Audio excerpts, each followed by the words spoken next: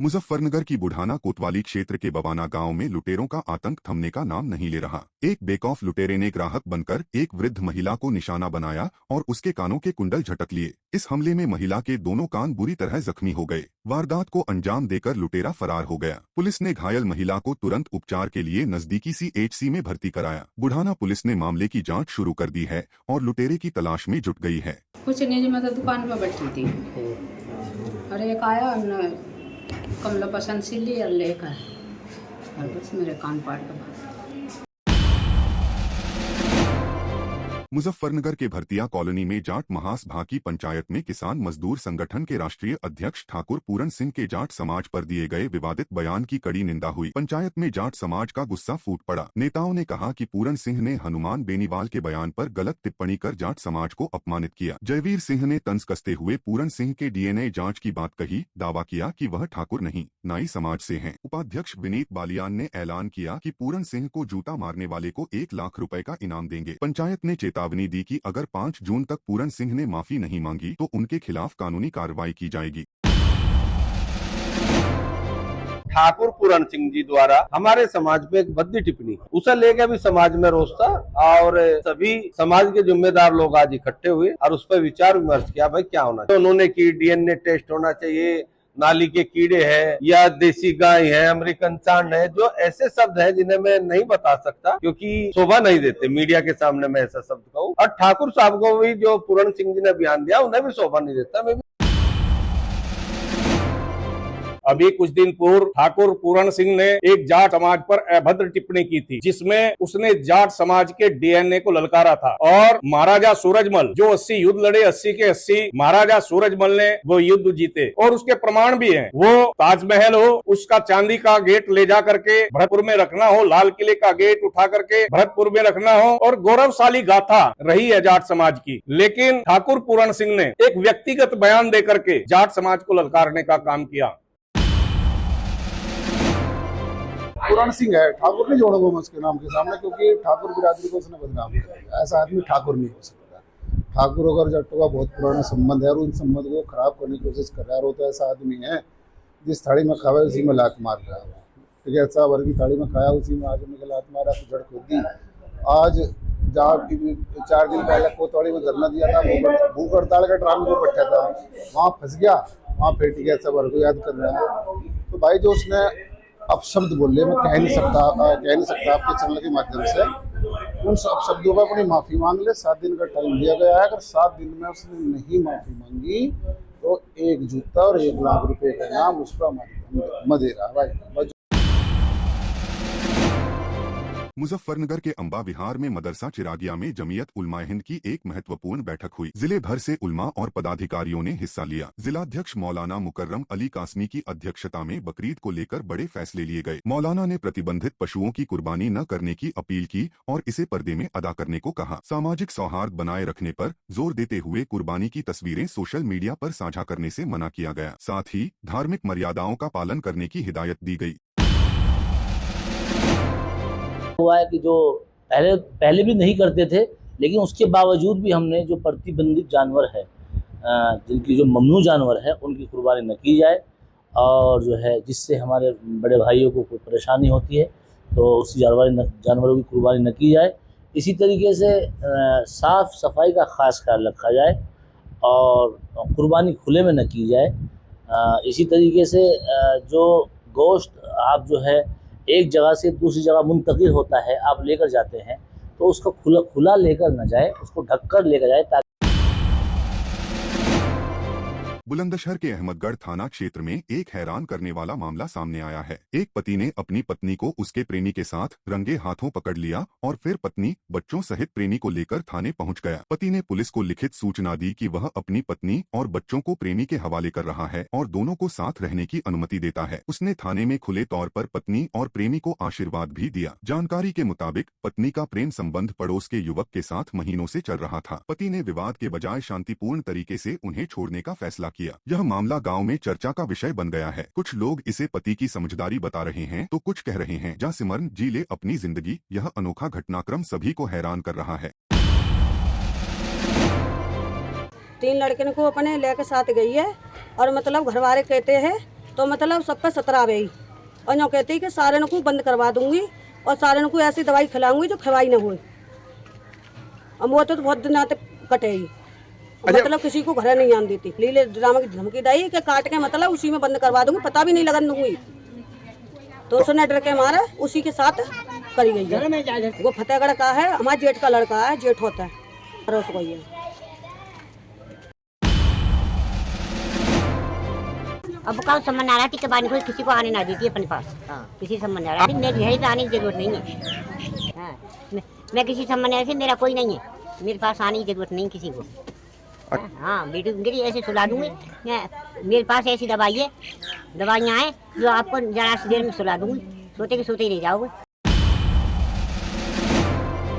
हाँ जी लाना चाहो नहीं रही जी, बार बार भाग जा घर से। 2 दिन पहले जी बिना बताओ भाग गई, मैं काम पता। हाँ जी मैं घर जा लिया उनके घर 2 बार, वे मुझे भगाया था घर से। मुजफ्फरनगर के शाहपुर क्षेत्र के कसेरवा गांव का शाहरुख गुरुवार को एसएसपी कार्यालय पहुंचा और मीडिया के सामने फूट कर रो पड़ा। मेहनत मजदूरी कर परिवार पालने वाले शाहरुख ने बताया कि उसकी पत्नी और ससुराल वाले उसे जीने नहीं दे रहे। पत्नी आए दिन झगड़ती है, दूसरे युवक के साथ चली जाती है और नाजायज पैसे मांगती है। विरोध करने पर झूठे केस में फंसाने और जहर खाकर बेटे को मारने की धमकी देती है। शाहरुख ने कहा कि परिवार ने भी उसे बेदखल कर दिया। अब इंसाफ के लिए भटक रहा शाहरुख एसएसपी से निष्पक्ष जांच की गुहार लगा रहा है, वरना वह अपनी जान दे देगा।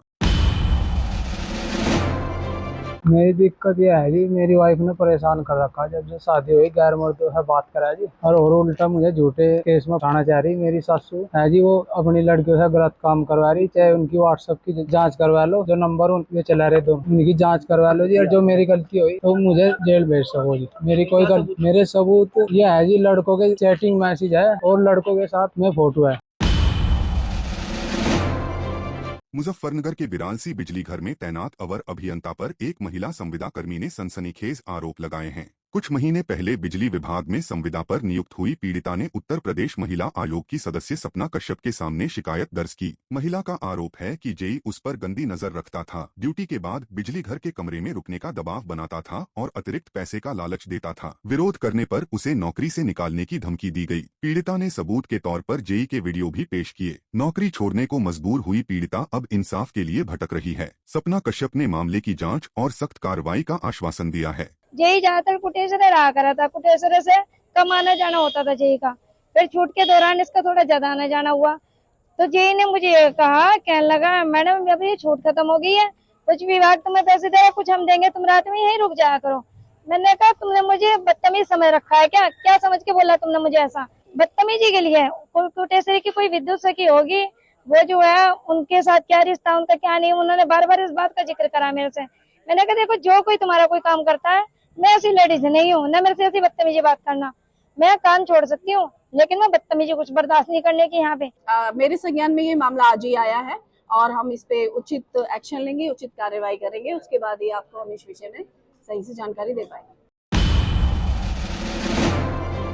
मुजफ्फरनगर में कोरोना काल में जान जोखिम में डालकर सेवा करने वाले कोविड-19 स्टाफ आज बेरोजगारी का दंश झेल रहे हैं। जिले के 19 संविदा कर्मी जो 2020 से जुलाई 2024 तक काम कर चुके हैं, आज रोजगार के लिए दर दर भटक रहे हैं। गुरुवार को ये कर्मी डिप्टी सीएम ब्रिजेश पाठक का पत्र लेकर सीएमओ और डीएम उमेश मिश्रा से मिले, मगर कोई राहत नहीं मिली। पीड़ितों का कहना है कि जिले में 49 कोविड स्टाफ में से 30 का समायोजन हो चुका है, लेकिन 27 अगस्त 2024 को प्रमुख सचिव के आदेश के बावजूद 19 कर्मी अब तक समायोजित नहीं हुए। प्रदेश भर में 1834 में से 676 कर्मियों का समायोजन बाकी है। पिछले 10 महीनों से ये कर्मी लखनऊ और अधिकारियों के चक्कर काट रहे हैं, लेकिन पद और बजट की कमी का बहाना बनाया जा रहा है। इन कर्मियों का सवाल है कि क्या उनकी मेहनत का यही इनाम है। मैं कोविड-19 स्टाफ हूँ मुजफ्फरनगर जिले से।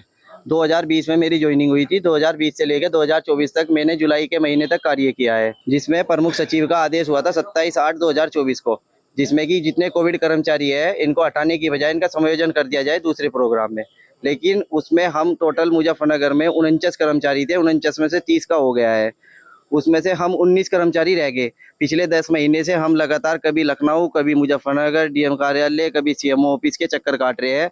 न तो हमें ये लग रहा है कि हमारी नौकरी हमें मिलेगी या क्या होगा। पिछले अभी परसों हम वहाँ पे गए थे ब्रिजेश पाठक जी के आवास, उन्होंने एक लेटर जारी किया है ये वाला 27/5/2025 में, जिसमें उन्होंने साफ लिखा है 1834 कोविड कर्मचारियों का हो गया है और जिसमें 676 कोविड कर्मचारियों का होना है। उसमें इन्होंने जारी लाइन में सब कुछ लिखा है क्लियर कि जितने 676 कोविड कर्मचारी है इनका आप समायोजन कर दीजिए।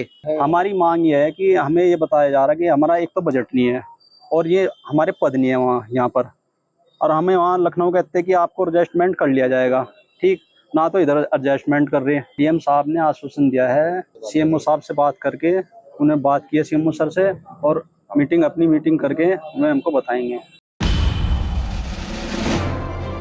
मुजफ्फरनगर के भोपा रोड पर मखियाली बिजली घर के बाहर भारतीय किसान यूनियन का बुधवार से शुरू धरना गुरुवार को खत्म हो गया। भाकियू ब्लॉक अध्यक्ष गुलशन चौधरी और तहसील अध्यक्ष देव अहलावत के नेतृत्व में किसानों ने बिजली कटौती, स्मार्ट मीटर, अनर्गल छापेमारी और बिलों के खिलाफ प्रदर्शन किया। जिला अध्यक्ष नवीन राठी के शामिल होने पर बिजली और प्रदूषण विभाग के अधिकारियों ने धरना स्थल पर पहुंचकर मांगे पूरी करने का आश्वासन दिया। भाकियू ने प्रदूषण विभाग को 25 जून तक प्रदूषण रोकथाम का अल्टीमेटम दिया, वरना बड़ा आंदोलन होगा। किसानों ने अधिकारियों को ज्ञापन सौंपा और सैकड़ों कार्यकर्ता इस मौके पर मौजूद रहे। लेटर जारी करके मुख्यमंत्री को, नहीं तो कोई ऐसा न तो कोई पार्टी और न कोई दल है जो आपको समर्थन कर रहा हो, क्योंकि यहाँ भी आपके विभाग में कहीं ना कहीं किसानों के बच्चे लगे हुए, इसलिए समर्थन किया। तो भाई जैसा आपको भी कह रहे, हमारे किसी पदाधिकारी का फोन जाओ तो गंभीरता लिया करो। ऐसा नहीं कि भाई फोन गया और आपने वो गंभीरता नहीं दिखाई। आप अगर कल गंभीरता दिखा देते तो आज ये नौबत नहीं आवती। मुजफ्फरनगर के जिला कलेक्ट्रेट पर लोक जनशक्ति पार्टी रामविलास ने राज्यपाल के नाम एक ज्ञापन सौंपा, जिसमें बोधगया मंदिर अधिनियम 1949 को असंवैधानिक बताते हुए इसे रद्द करने और भंते विनाचार्य की रिहाई की मांग की गई। पार्टी कार्यकर्ताओं ने कहा कि 12 फरवरी 2025 से बौद्ध अनुयायी बोधगया में शांतिपूर्ण धरना प्रदर्शन कर रहे हैं। 14 अप्रैल को भंते विनाचार्य के नेतृत्व में गौतम बुद्ध नगर से शुरू हुई रथ यात्रा 12 मई को बुद्ध पूर्णिमा के दिन बोधगया पहुंची, लेकिन बिहार पुलिस ने भंते विनाचार्य पर झूठे मुकदमे दर्ज कर उन्हें गिरफ्तार कर लिया। प्रदर्शनकारियों ने इन मुकदमों को निरस्त करने और उनकी तत्काल रिहाई की मांग की है। जो बोधगया में बौद्धों के टेम्पल को लेके उसमें जो विनय भंताचार्य जी के ऊपर झूठे आरोप लगाकर उन पर झूठे आरोप के तहत एफआईआर दर्ज करके जेल में डाला गया है, तो उनकी रिहाई के लिए हम यहाँ डीएम साहब के पास एक ज्ञापन देने के लिए आए थे बिहार के राज्यपाल जी के नाम। मुजफ्फरनगर के बुढ़ाना तहसील के काकड़ा गांव के दिव्यांग रामपाल अपनी फरियाद लेकर गुरुवार को जिला कलेक्ट्रेट पहुंचे। 80% दिव्यांग रामपाल ने बताया कि बारिश में उनके घर की कच्ची छत गिर गई, जिससे वह छप्पर के नीचे रहने को मजबूर हैं। डीएम उमेश मिश्रा ने अपने केबिन से बाहर आकर उनकी बात सुनी और हर संभव मदद का आश्वासन दिया। डीएम ने संबंधित अधिकारियों को तत्काल कार्रवाई के निर्देश दिए। रामपाल ने ग्राम विकास अधिकारी पर भी लापरवाही के आरोप लगाए। इस मानवीय कदम से रामपाल को नई छत की उम्मीद जगी है। मकान का मामला है जी, वो मकान गिर गया था, हमारा बहुत पुराना मकान था, उसके मकान बनवाने के लिए डीएम साहब के पास आई। डीएम साहब ने हमें आश्वासन दे दिया और वो वीडियो साहब से बात करी। पहले ब्लॉक में दिया था जी, वो एप्लीकेशन लगाई थी सन 2024 में 10वें महीने में। जब तो मैं 15 तारीख तक आपकी जो पिछला महीना ही हो गया आप जी, अब तक आश्वासन देते रहे हमें भाई मकान बन जाएगा, और जब 20 तारीख में फिर हम दोबारा जब ब्लॉक में गए तो मना कर दिया।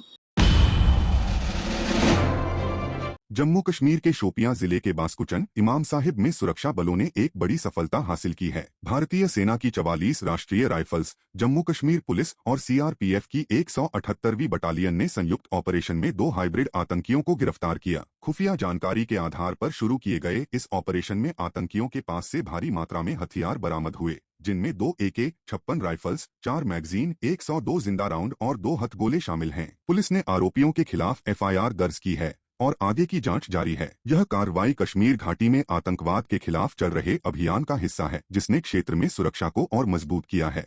मुजफ्फरनगर में सहारनपुर कमिश्नर अटल कुमार राय के आगमन पर जिला बार संघ ने भव्य स्वागत किया गया। कमिश्नर अटल राय और डीएम उमेश मिश्रा ने कचहरी में बार संघ द्वारा बनवाई गई नई सड़कों का लोकार्पण किया। जिला बार संघ सभागार में अध्यक्ष ठाकुर कंवर पाल सिंह, महासचिव चंद्रवीर निर्वाल, वरिष्ठ अधिवक्ता अनिल जिंदल, प्रमोद त्यागी और सुरेंद्र मलिक सहित दर्जनों अधिवक्ताओं ने फूलों के बुके और मालाओं से उनका स्वागत किया। कार्यक्रम में ADM finance Gajendra Singh, ADM प्रशासन संजय कुमार और कई अन्य अधिवक्ता मौजूद रहे। जिला बार एसोसिएशन मुजफ्फरनगर के आमंत्रण पर मैं आज यहाँ पर उपस्थित हूँ और बार के अंदर जो क्षतिग्रस्त सड़कें थी उनका मरम्मत, उनका जीर्णोद्धार जो है एमडीए द्वारा कराया गया है और इसका आज एक लोकार्पण हुआ है। इसका लाभ हमारे अधिवक्ता गण को और इसके साथ ही बातकारियों को होगा, आम जनता को होगा। तो इसके लिए मैं सबको बधाई देता हूँ। देखिए, एमडीए के द्वारा हमारे यहाँ 4 तो बड़ी सड़कें बनाई गई, 5 और कुछ जो छोटी सड़कें लिंक रोड थी वो बनाई गई है, एमडीए के द्वारा बनाई गई हैं। उनके लोकार्पण के लिए हमने आज कमिश्नर साहब को निमंत्रित किया था, वो आए और उनका लोकार्पण आज उनके कर कमलों के द्वारा किया गया।